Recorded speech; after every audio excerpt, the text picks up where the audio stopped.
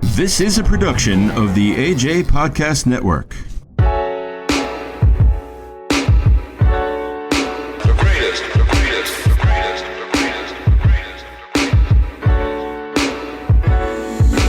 Pushing and pulling, I want you, but you wanna leave. I hate you, I love you, you love me, yeah, you gotta be free. If I'm your cage, leave. But if you stay with me, eventually we'll find happy. Here we go again with another episode of the Passage Home Podcast starring the Dr. Stanley Rushing, and I'm your co-host, Baxter William. Now, please visit our new website at www.linktree.com/Passage Home Podcast, where you can find all of our links listed. And don't forget to ask Alexa to play Passage Home Podcast from iHeartRadio. And don't forget about my other podcast starring my boy AJ, myself, and our newest co-host, Anne-Marie. And it's called I Can Relate to That, where we talk about a lot of things that we all can relate to. You can find that on www.linktree.com/AJ and Bax. And don't forget to ask Alexa to play the I Can Relate to That podcast for you as well. Now, if you need to get a hold of us, you can reach us at passagehomepodcast@gmail.com. If you're looking to sponsor the show or you just want to drop us a line, go ahead and reach us at passagehomepodcast@gmail.com. Now, without any further ado, Dr. Stanley Rushing, how you doing today? Everything is amazing by the grace of God. Glad to be here today. I'm once again humbled by my guest. And I want to say to her, because extraordinary, and they are humble people themselves. And these are people who don't normally talk about themselves, but I have to ask them for a bio to lead into the other questions.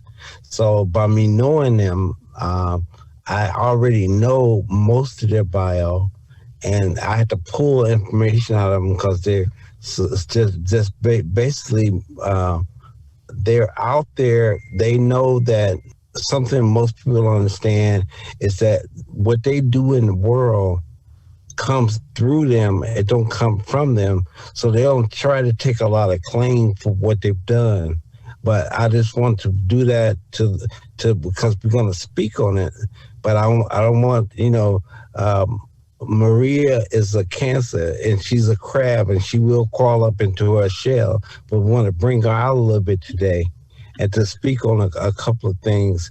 And I just want to, let her feel safe and comfortable in this space. And we're not asking her to boast, even though she's had an extraordinary life. But we just want to share and give the commonality to who she is so we can speak to other people that don't know what she's experienced going over to Africa and to bring them out of their shell. So without further ado, I want to introduce my guest, my friend, confidant, spiritual partner, Maria Rice. Maria, Yes. How are you? I'm excellent, Stan. Thank you. How are you? Amazing, by God's grace. Maria, first question I want to ask you, give us a brief bio on yourself. Wow. When we say brief bio, I always wonder, where do you want me to begin? But I am Right. a native of Los Angeles, California, born and raised. My mom and dad split when I was very young. So I went to elementary school with my grandmother. She needed somebody to watch me. So living in Los Angeles, my grandmother taught school in Orange County, and I had to go to school with her in Orange County. And being the only Black child in the 70s in Orange County was quite interesting. There wasn't a day that I wasn't called a nigger. By the children, I was told white was better than Black because it was on the flag, and to go back to where I came from amongst other things. So that was a difficult. And you eventually did that. Yes, eventually, yes. Go ahead. So I then told my mom in the 6th grade I couldn't do that. So then I went to school back in Los Angeles where I was bused. And I went to Paul Revere, Palisades High School, and then on to Spelman College in the 80s. And I am a graduate of the political science major of Spelman College. And so after I graduated, I always wanted to do something that fed my soul. And I got married. That marriage didn't last through some trials and tribulations, as many people do, which is kind of unfortunate because I do believe in our family sticking together. Right. However, I had one child. He's 25 currently now. I have one man child, and he's 25, figuring out life on his own, as we all have to. So from my marriage, I went on and I finished with, well, I should say I had some trials at Spelman College. I am the class of 87, but I actually did not graduate at that time due to some misfortunes. I got raped while I was in school, and it took me back some. So I didn't finish on time because I had to go through some healing, I would say. And I ended up getting married in 1990. And then when I got divorced, I wanted to go back to school. When I went to Spelman, I met with a counselor who said, you can do this. We created programs like this for you to reach back to Spelman women. I finished my degree, and then I went on to graduate school from the University of Laverne and got a master's in management and leadership. And then my journey just continued. I worked in advertising. I taught 4th grade while I was in graduate school and even after. And then after that, I got into sales and marketing with a company called Gartner Group. And I spent years with Time Warner Cable, which then became Spectrum. And so now I'm at a company called Kanaka Minolta, and I handle government and education accounts. But I've done many, many, many things to help me figure out who I was in that process. I do a lot of nonprofit organization work. I'm the president now of my Spelman Alumnae chapter here in Los Angeles. I've worked with foster girls with an organization called Hershey Group Foundation. I also, a lot of things with the Urban League, where I taught young men how to read, things like that. So even though I work to make money to survive, my spirit and my soul is giving back. And how can I help other people grow? That's what's very important to me. Wow. Maria, and listening to your bio and knowing you, when you were mentioning your bio, and I think you left out one.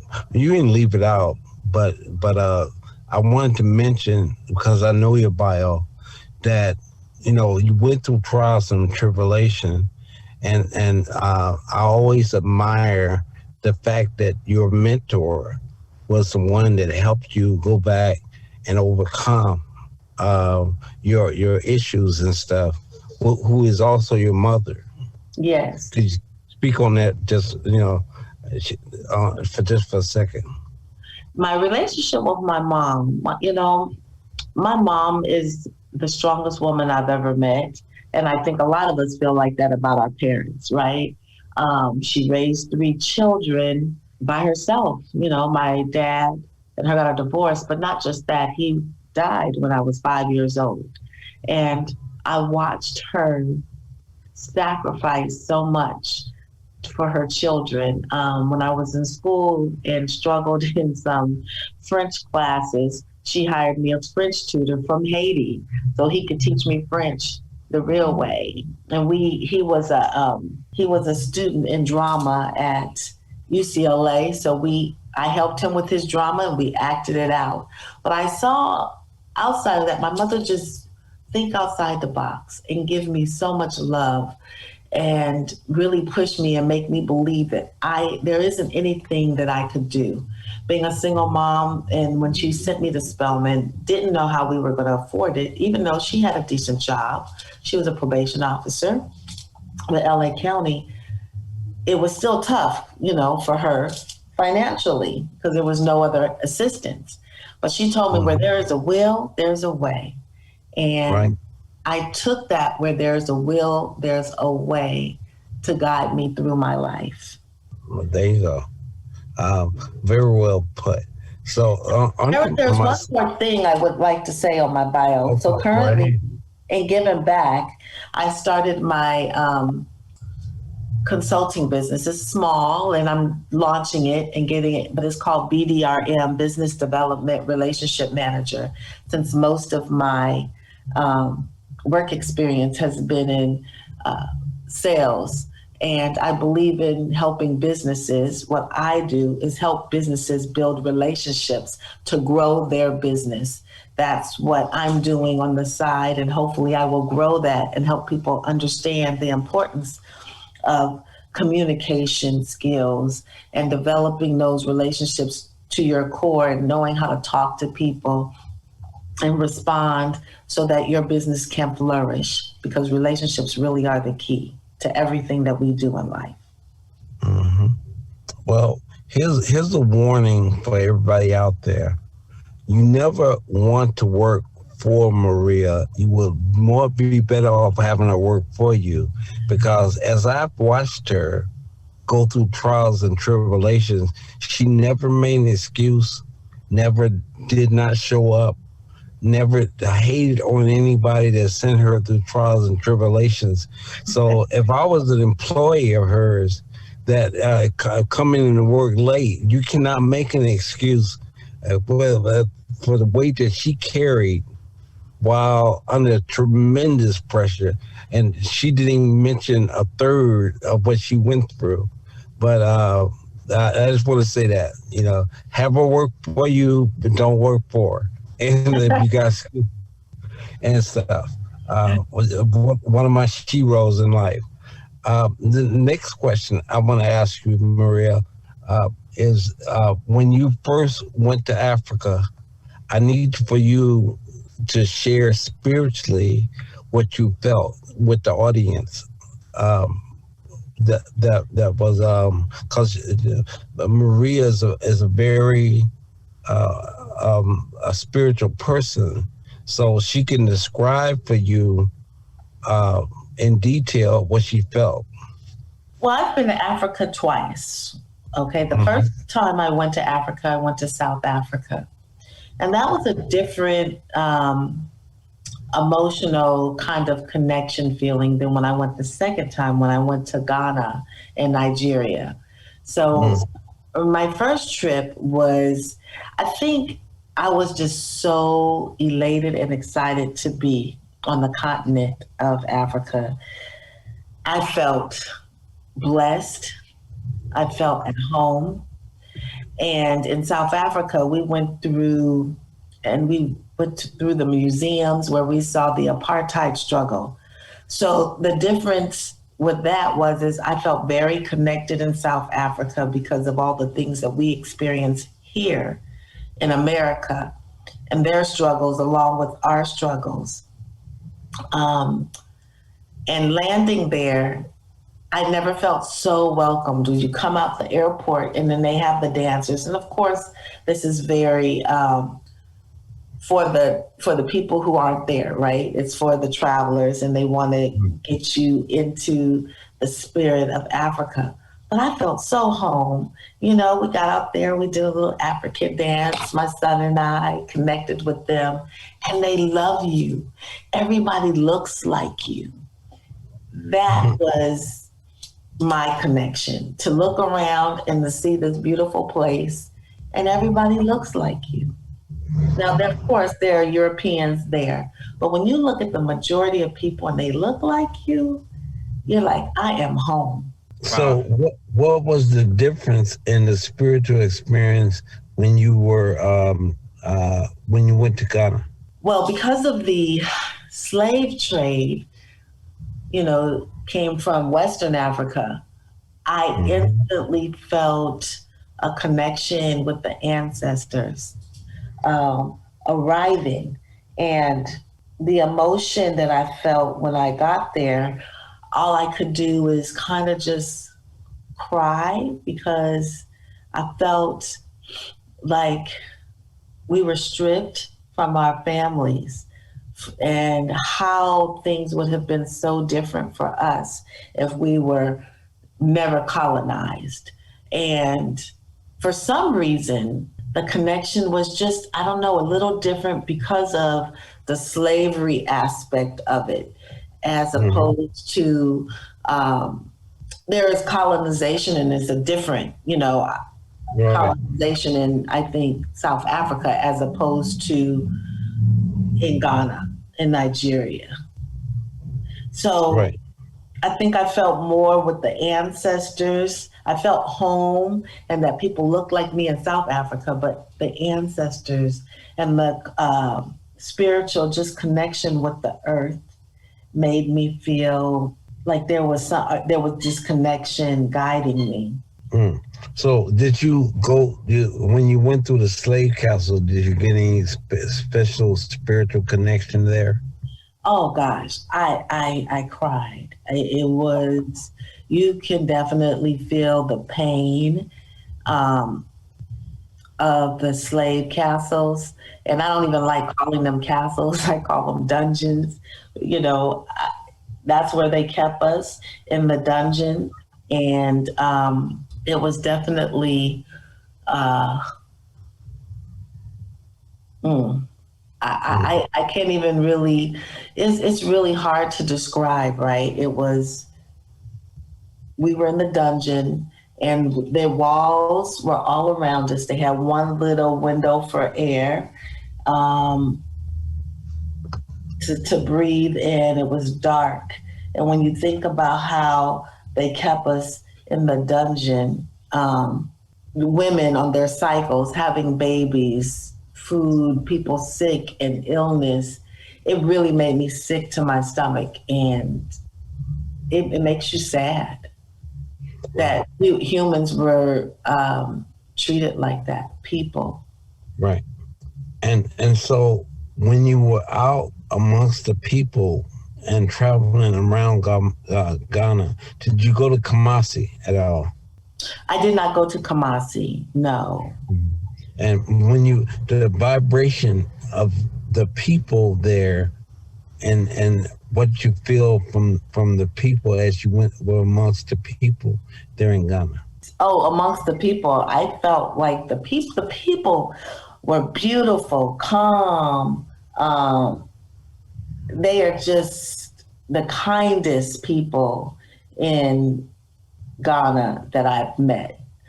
We had a driver, his name is Selassie, and his knowledge, his peace, they are just very calm, spiritual people. And we actually stayed, the first place we stayed was in Nuningo, and it was called Malebna's Resort, the Ancestral Wall. And if people go, I really suggest they go to the Ancestral Wall. Jerry Johnson is from Los Angeles, and he went and he moved and relocated to Ghana. And he has this resort, and he has an ancestral wall with over 50 people who are, and there's probably more than that by now, that have impacted people of African descent all across the world. And he's able to give you the history of each one. He has big pictures of warriors and people who are our ancestors and help lead African people to brighter pastures, the fight, the diaspora. It's really an amazing place to go. And him and his wife have a resort, a bed and breakfast, and we stayed there. And it felt so like home. They were warm and loving. It was a great place. Yeah, so this sounds like a movie, because the trials and tribulations that they went through, you experienced spiritually, but the welcome homeness that you felt balanced, or I wouldn't say balance things out, but it made it adventurous. Definitely.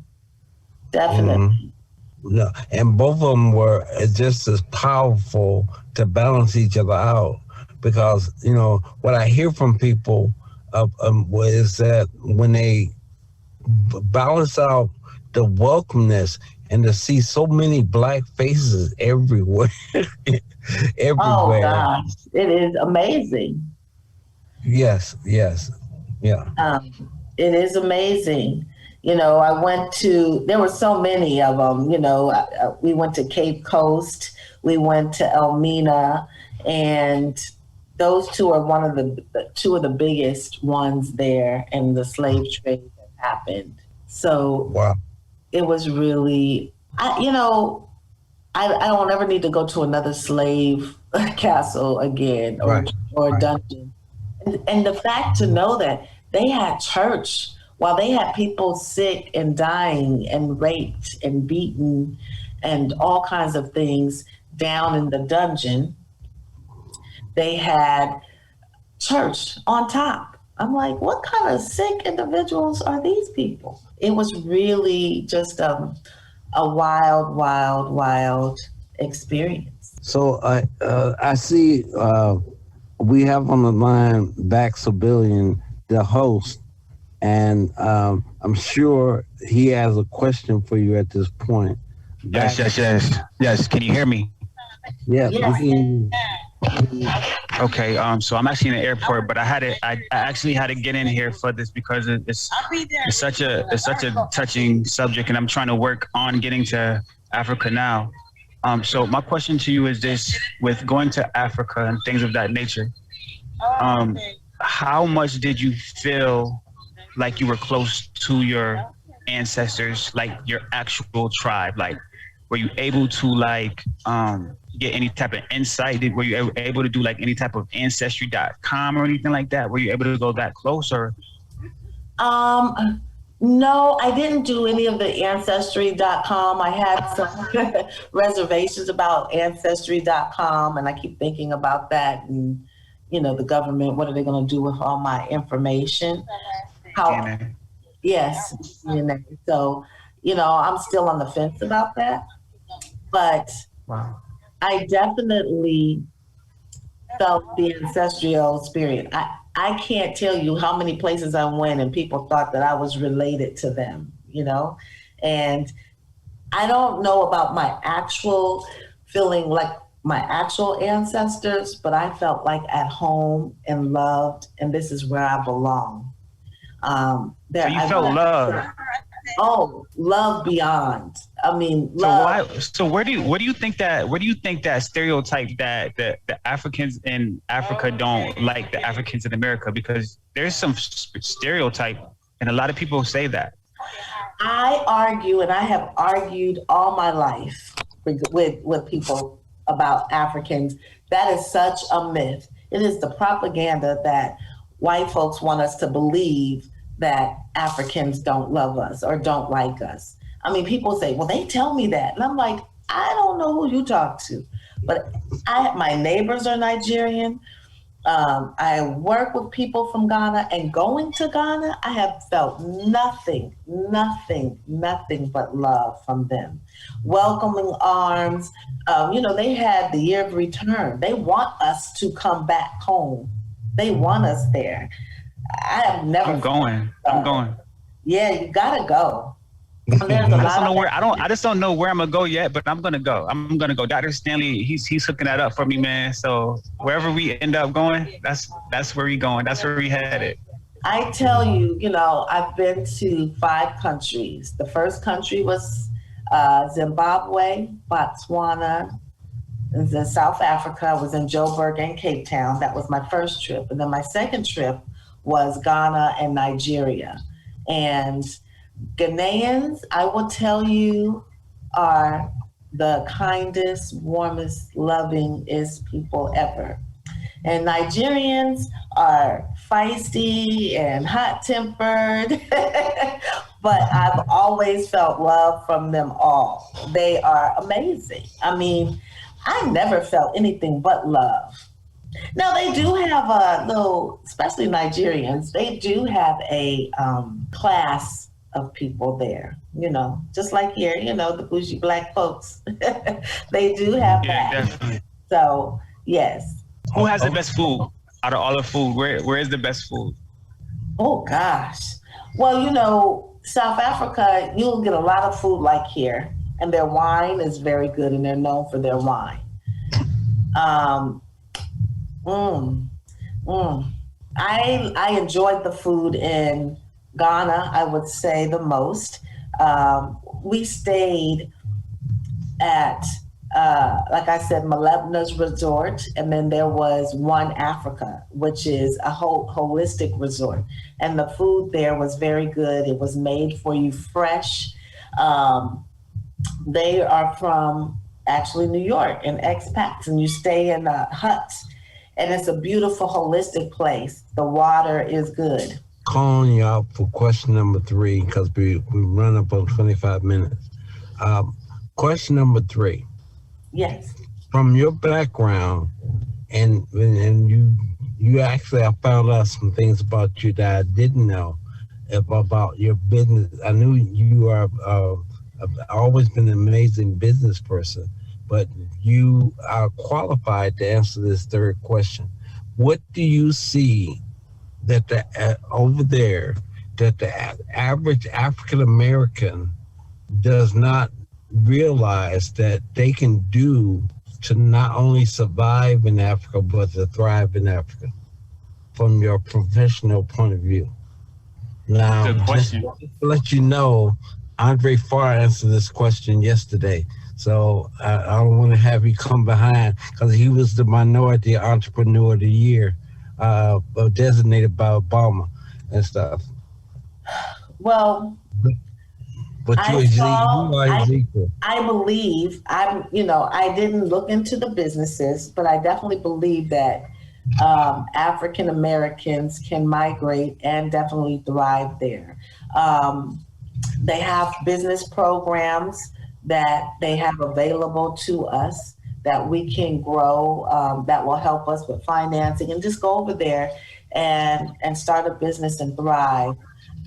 I haven't looked into it, but I believe because of the love and experience and the welcoming arms and the year of the return, they want us to come and they want us to be a part of the community. And welcome us back home because that's where we're from. Absolutely.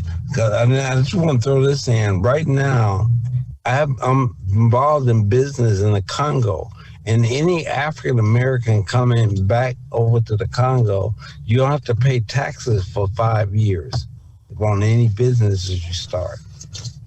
Oh, you don't have to pay in the Congo taxes? No, you don't have to pay for 5 years. No, that's awesome. Yeah, that's a welcome home. Yeah. So, Bax, do you have any closing questions?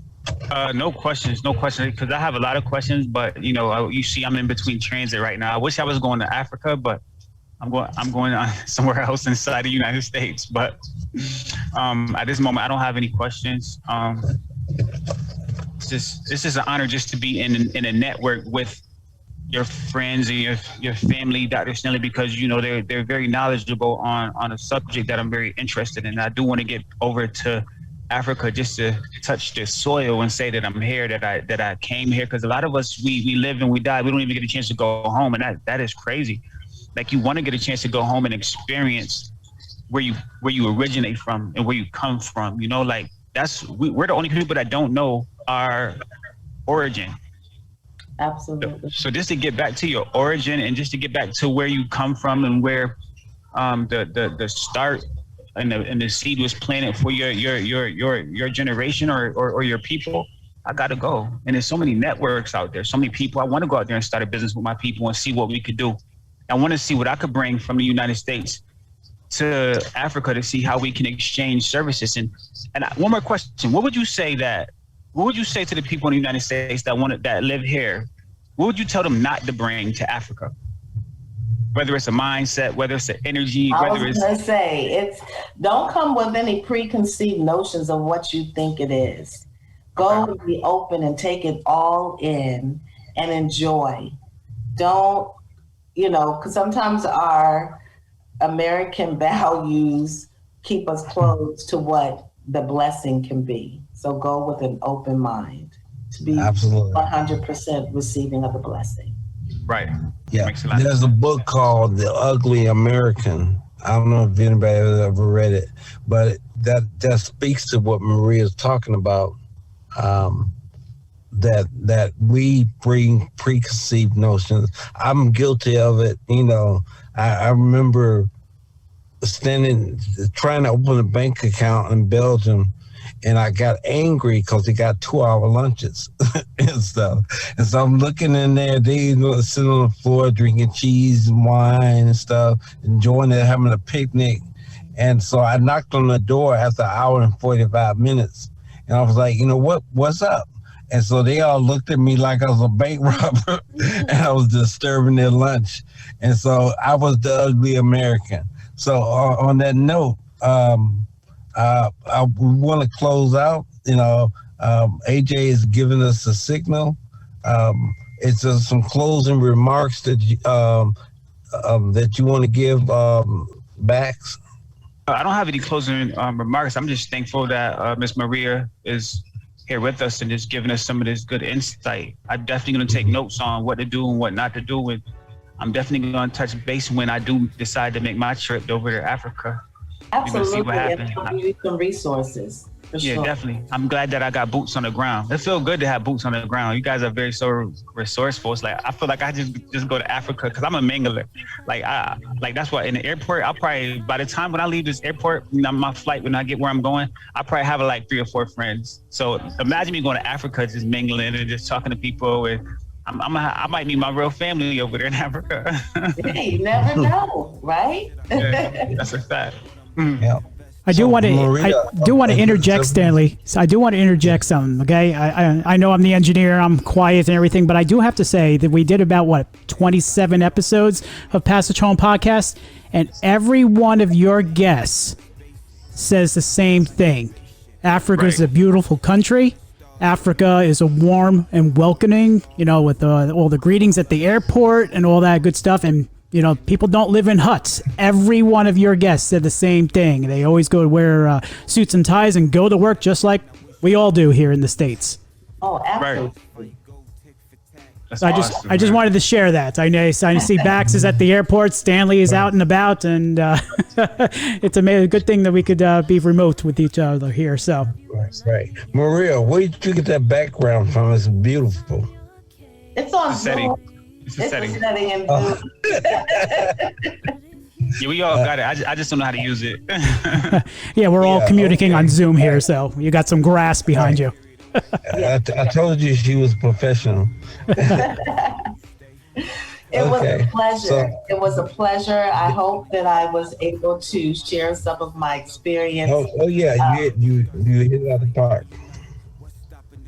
Good. I'm glad I was able to be of assistance, and I hope that when people want to go, please share my information, and I'll share my resources. No problem. Oh yeah, we locked in. All right. Okay. All right, Bax, you want to take it away? Thank you so much. Bax, you want to take it away? Sure. So listen, I just want to appreciate everybody for listening to another episode of the Passage Home Podcast starring the Dr. Stanley Rushton. Thank you, Miss Maria Rice, for joining our show and just blessing us with your grace and your beauty and your knowledge and your wisdom on the motherland. Y'all have a great night, great evening, great morning. Maria out. Thank you. All right. Bye-bye. Eventually we'll find happy.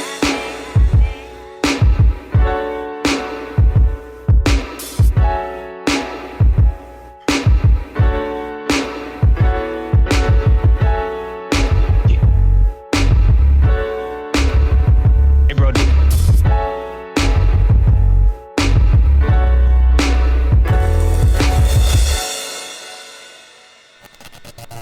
This is a production of the AJ Podcast Network.